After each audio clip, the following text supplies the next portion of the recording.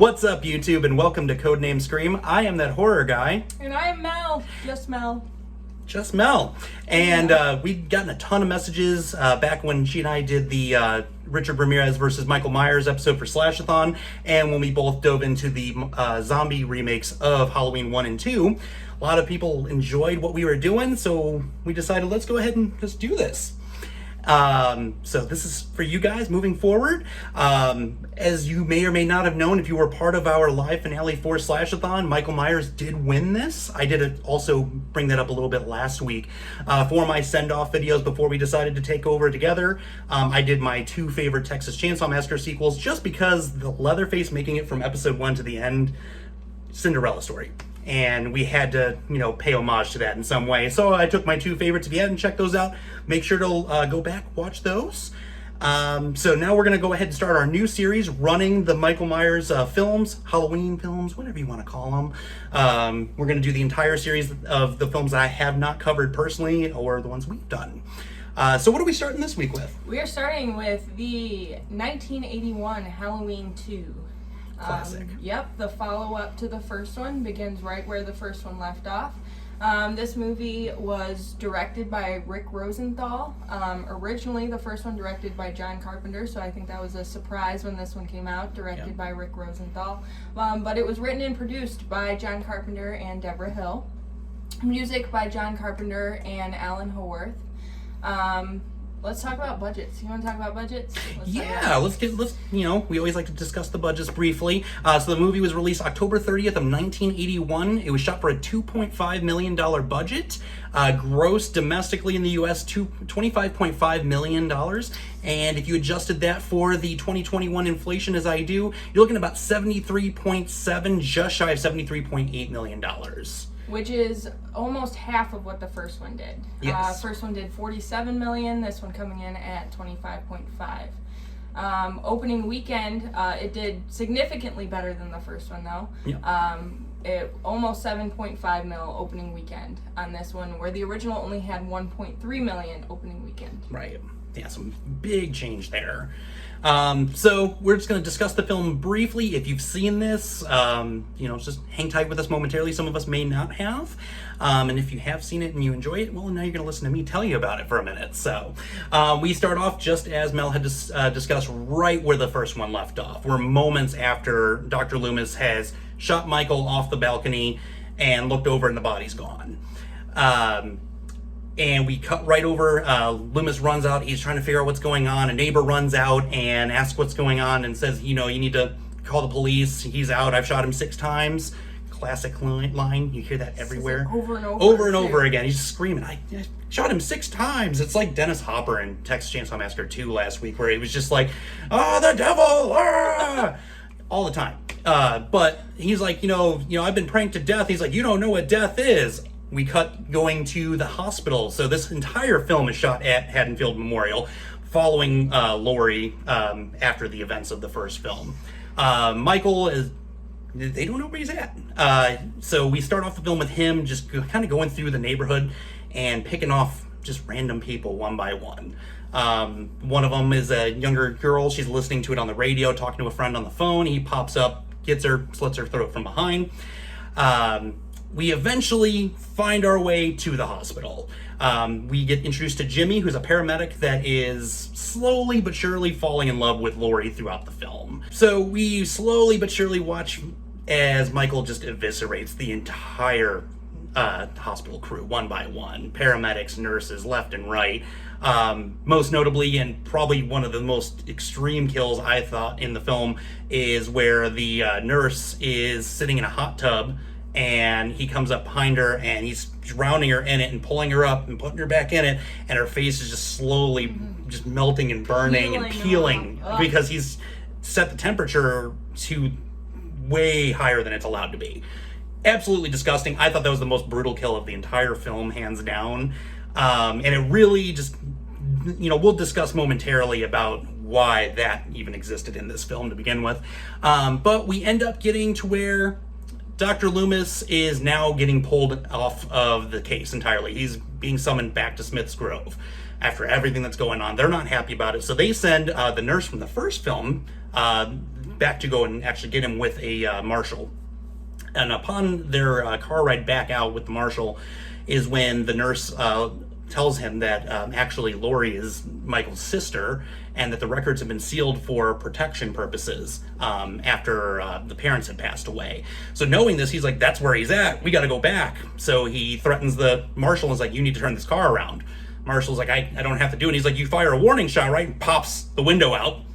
I thought that was awesome. Yeah. It's hilarious. So we get back to the hospital. At this point, Lori's up and about struggling, and she's evading Michael as best as she can. She ends up being outside at one point. She's crawling, and they're all coming into the hospital main entrance, and she's trying to scream for them, can't get it out.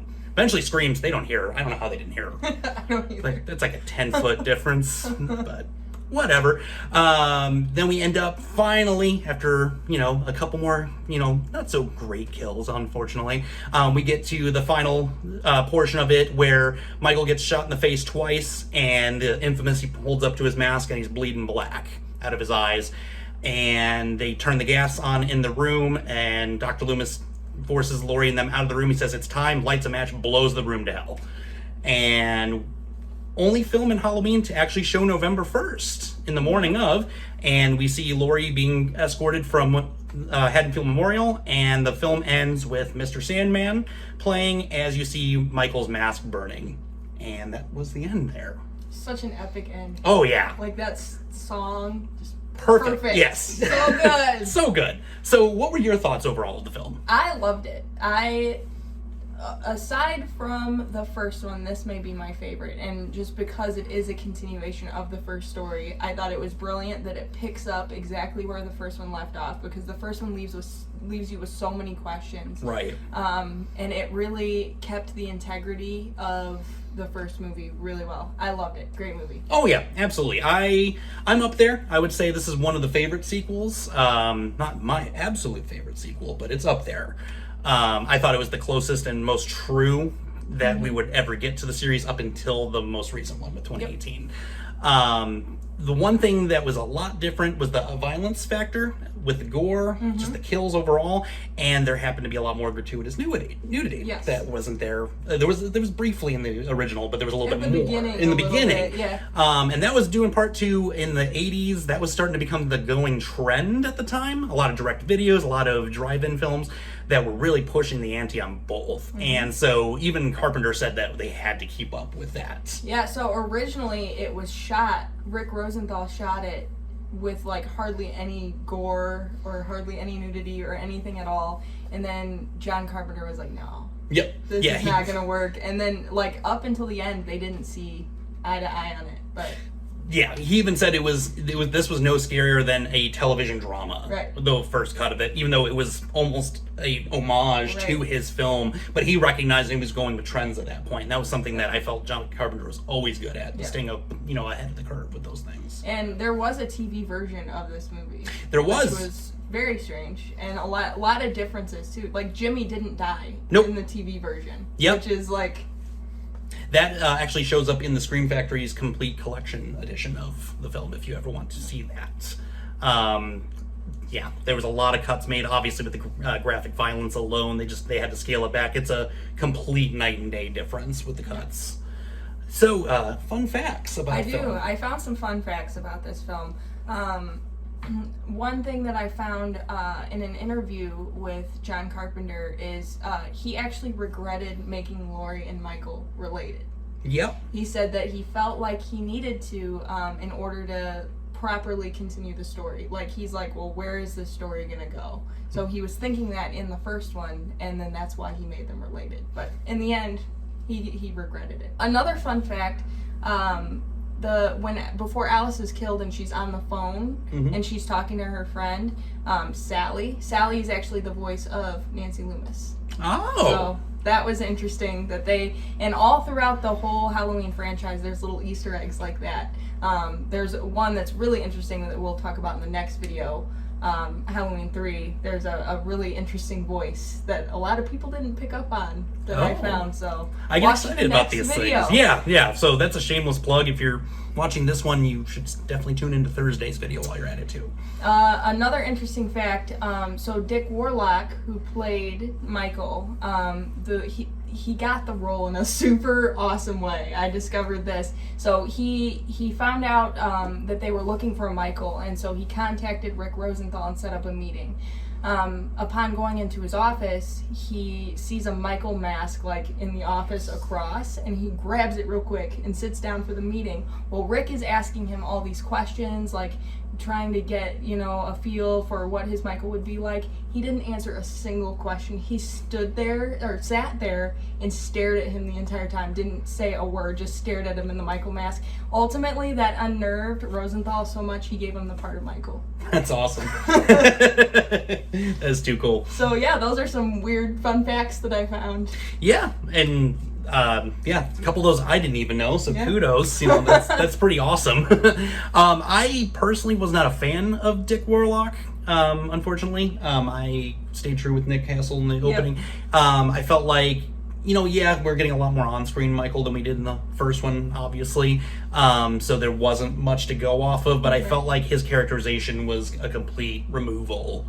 I felt like he was a lot more atmospheric, if you would. Yeah. And I feel like he didn't have the stoicism that just made Michael so scary. Yeah, it just felt very predictable. The movements were very different, too. That was something I was not personally a fan of whatsoever. And this one has a pretty mixed critical response overall. Yeah. So what do you got on that? Yeah, so overall, spanning several different sites, roughly about a 40 out of 100, so about a 40%. Rotten Tomatoes critic score was 32%, so on the pretty low side. However, the audience score on Rotten Tomatoes, the audience seemed to like it a little bit more than the critics did, giving it a 63% rating. This movie also, just like the first one, had a novelization that came out within the same year. And that one stayed a little bit more true to the film versus where the first book definitely kind of spun off on its own little thing for a moment there. This film also started the marketing campaign where you actually started getting the costumes in stores and whatnot. And nowadays you're starting to see this stuff everywhere. You're starting to see the masks more. You're starting to see action figures. I love the bad masks. Oh, yeah. I just want to buy them because they're awful. Oh, yeah, and there's a whole bunch of those. If you guys don't know about them, you'll know about them when we're done with these videos the next few weeks here. So, that was our thought on Halloween 2. What did you guys think about it? Let's talk about it a little bit more. You can sound off in the comments here below. You can send us a message on Instagram, Twitter. You can email us. You can also now message us on Facebook. You just search for Codename Scream. We started that here a couple weeks ago. So find us on there. Let's talk about it a little more. Did you love it? Did you hate it? You know where we stand on this. So Thursday we're coming back with Halloween 3. And I know we smack talk here left and right about it over the last, since this thing started, really. But now we're giving it its time of day. So you won't want to miss that. So until next time, scary later, YouTube.